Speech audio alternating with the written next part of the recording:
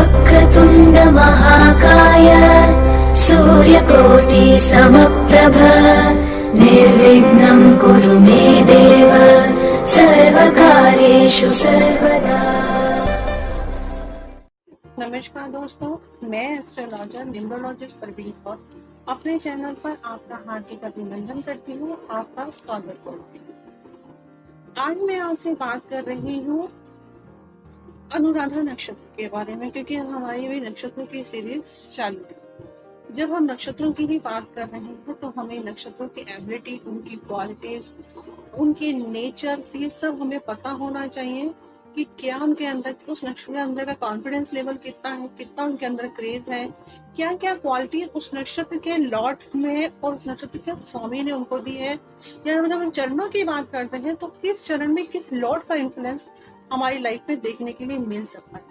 क्योंकि जब हम नक्षत्रों की बात करते हैं तो हम उसे 4 चरणों में डिवाइड करते हैं, और जो 4 चरण होते हैं, जो चरणों की बात होती है, तो चरण जब जिस डिग्री पे होते हैं तो उस लॉर्ड की क्वालिटीज भी हमारे अंदर होती है।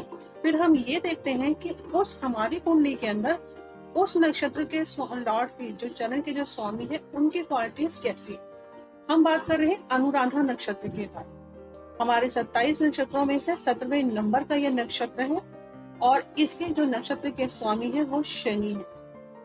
इसके चारों चरण वृश्चिक राशि के अंदर आते हैं, तो राशि के स्वामी मंगल होते हैं। चलिए अब हम बात करते हैं इस अनुराधा का मतलब क्या होता है। अनुराधा का मतलब होता है राधा का अनुगमन कर, यानी कि राधा के पीछे चल। तो कहीं ना कहीं अब हम वृश्चिक राशि की बात करते हैं तो यानी कि ऐसे लोगों को राधा कृष्ण की भक्ति करनी चाहिए, तो वो उनके लिए ज्यादा अच्छी रहती है। या फिर बृहस्पति यानी कि पीपल की सेवा करनी चाहिए, क्योंकि बृहस्पति राधा और बृहस्पति पीपल में बृहस्पति का वास और लक्ष्मी का वास होता है। तो जब हम इन चीजों के बारे में बात करते हैं तो शनि की राशि में मंगल हमेशा उच्च के हो जाते हैं।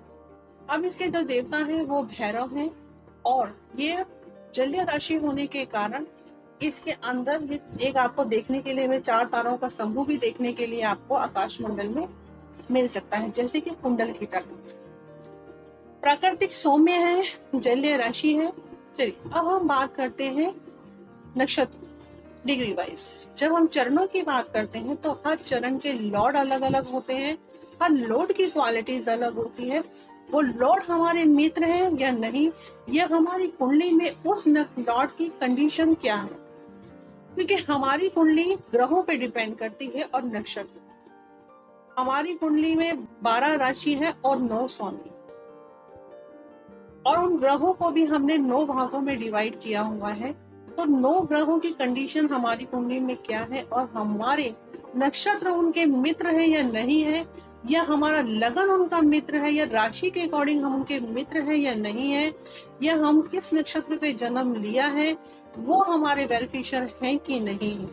और मान लीजिए कि आप किसी के बारे में बात कर रहे हैं, चाहे अपनी माता के बारे में बात कर रहे हैं, पिता के बारे में बात कर रहे हैं, अपने प्रोफेशन के बारे में, लाइफ पार्टनर के बारे में बात कर रहे हैं, तो आप इस चीज को हमेशा याद रखिए कि जब हम ये देखते हैं कि आपके माता पिता आपके वेलफिशियर हैं कि नहीं है, या केवल माता पिता होना ही एक बात नहीं होती है, माता पिता भी आपके वेलफिशियर हैं कि नहीं, आपके बहन भाइयों के साथ आपके संबंध कैसे हैं, आपके लाइफ पार्टनर के साथ कैसे संबंध है, ये डिपेंड करता है लगन राशि के ऊपर।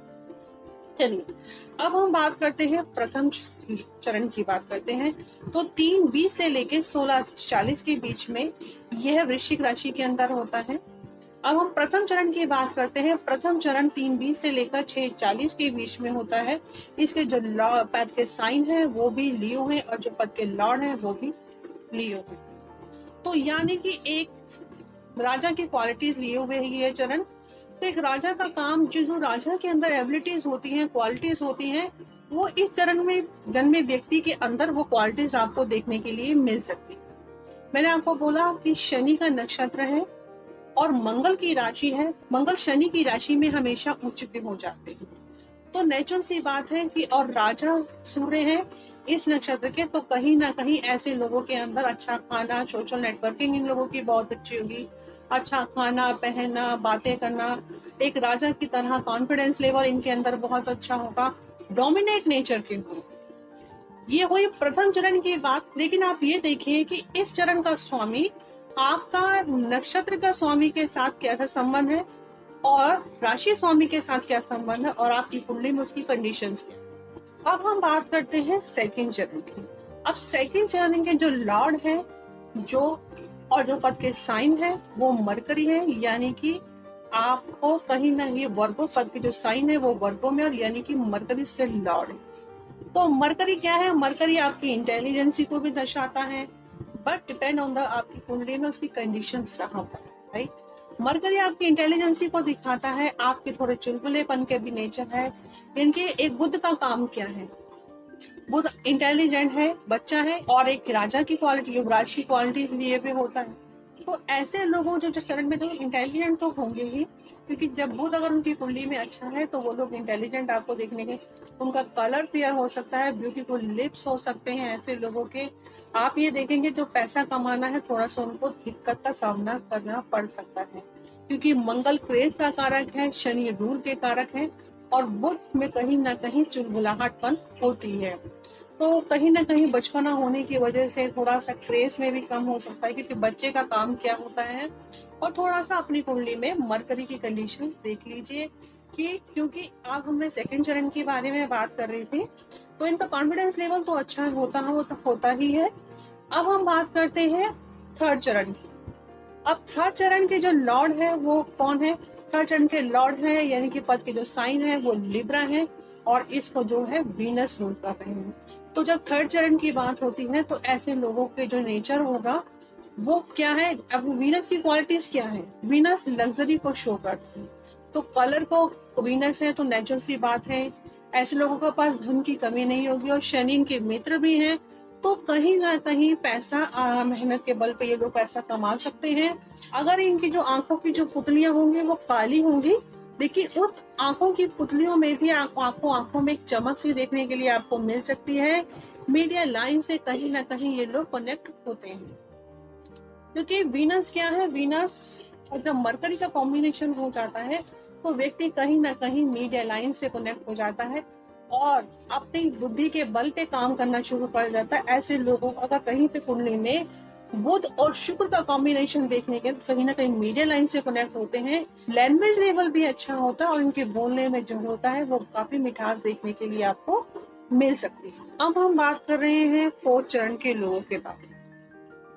अब फोर्थ चरण को के जो पद के जो साइन है वो कहीं ना कहीं खुद मार्स है, और इसके जो लॉर्ड है वो भी मार्स ही है। अब मार्स इस नक्षत्र को रूल करते हैं, तो ऐसे लोगों के अंदर आप थोड़ी सी नाक इनकी आपको चपटी मिल सकती है। ये स्ट्रॉन्ग बॉन्ड्स होंगी, इनकी जो बॉन्ड्स होंगी वो स्ट्रॉन्ग होंगी।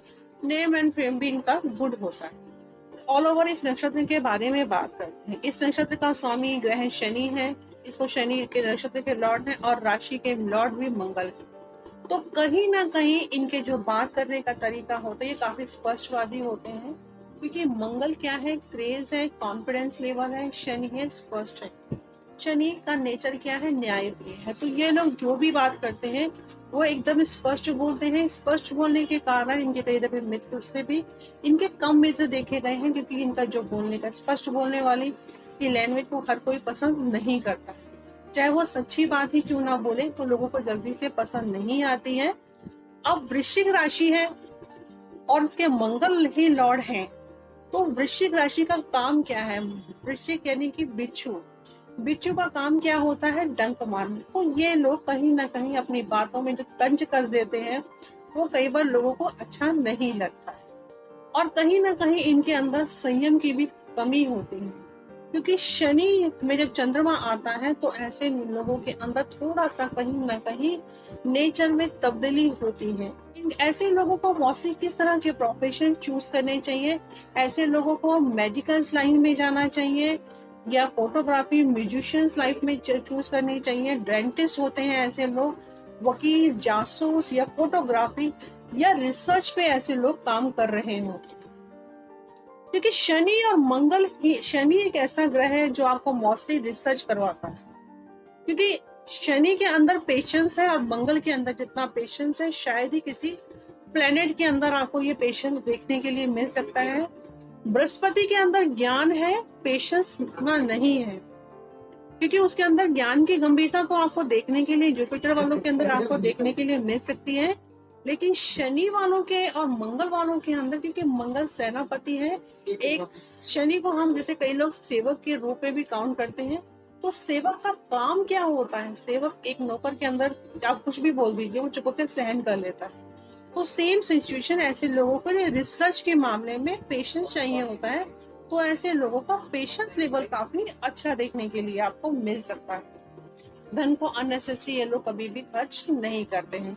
अपने पैसे को खर्च करने से पहले 100 बार सोचते हैं कि कहाँ इन्वेस्ट करना है, कहाँ नहीं करना है। इनमें दिखावे की भावना बहुत कम होती है। सिंपल लाइफ, हाई थिंकिंग इनका नेचर होता है। ये अपने बुरे कर्मों को खुले तौर पर नहीं अपनाते। अगर ये कुछ गलत करते हैं या किसी को गलत बोलते हैं तो ये उसको एक्सेप्ट करने की हिम्मत नहीं रखते हैं, क्योंकि मैंने बोला कि डोमिनेट है, इरिटेट हो जाते हैं।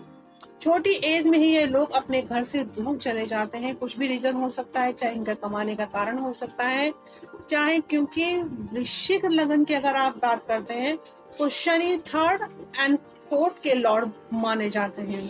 तो 3rd हाउस आपकी ट्रैवलिंग का भी तो हो सकता है कि इनको अपने घर से दूर काम की वजह से भी जाना पड़ सकता है, depend on the Shani condition your कुंडली, राइट। यह लोग हर जगह एक जगह टिक नहीं पाते हैं, क्योंकि बिच्छू का काम डंक मारना होता है, डंक मारते ही वो वहां से निकल जाता है। तो सेम कंडीशन इन लोगों की भी होती है। और जलीय राशि है तो नेचुरल सी बात है, जल एक जगह नहीं टिकता है। अनुराधा चंद्रमा पर यदि मंगल और बुध की दृष्टि अगर पड़ जाती है तो शुक्ल पक्ष में जन्म हो तो लोग विशाल संपत्ति बना ही लेते हैं। अगर इस नक्षत्र के लोगों को भी चंद्रमा पर, यानी कि जैसे मान लीजिए कि अगर आपका चंद्रमा इस नक्षत्र पर है, अनुराधा नक्षत्र पर है, और उसके ऊपर बुध की दृष्टि पड़ जाए और शुक्ल पक्ष आपको मिल जाए, तो ऐसे लोग अपनी कहीं ना कहीं अपनी एबिलिटी को बना ही लेते हैं, अपनी विशाल धन कमाने में एक्सपर्ट हो सकते हैं। ये एक विशाल अंपायर खड़ा कर सकते हैं। ये बात मैंने आपसे आज बात की है अनुराधा नक्षत्र के बारे में, कि अनुराधा नक्षत्र के लोगों में क्या क्या क्वालिटीज होती है। हर नक्षत्र के लॉर्ड में कुछ ना कुछ अच्छा भी होता है, कुछ बुरा भी होता है।